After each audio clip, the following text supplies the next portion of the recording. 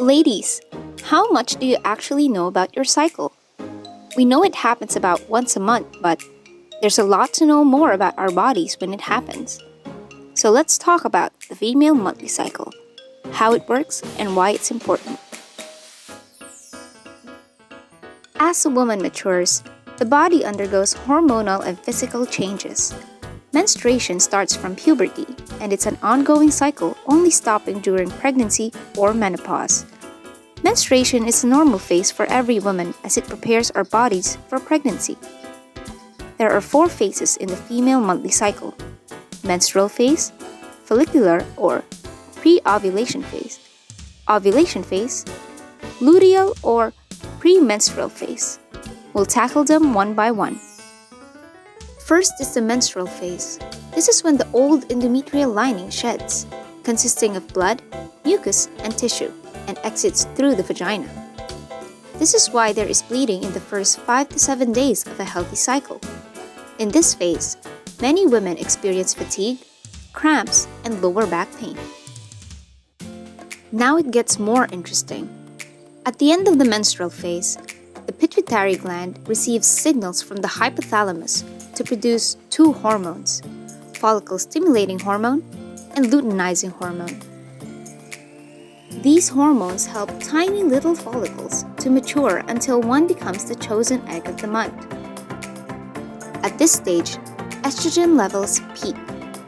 With the rising level of estrogen, the endometrium thickens and the cervical mucus consistency changes, making it more hospitable to the sperm to help optimize fertilization.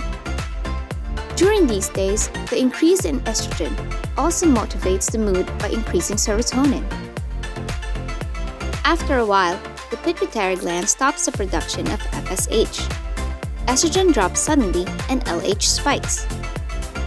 This causes the most mature egg cell to burst from the ovary and begin its travel to the fallopian tube.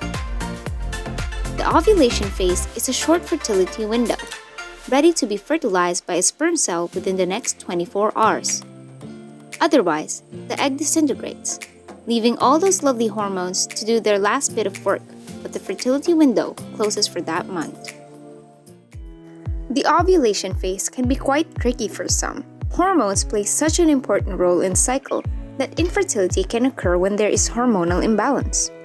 Overproduction of LH can often result in polycystic ovary syndrome. Low levels of LH will prevent ovulation, so both situations can cause irregular periods.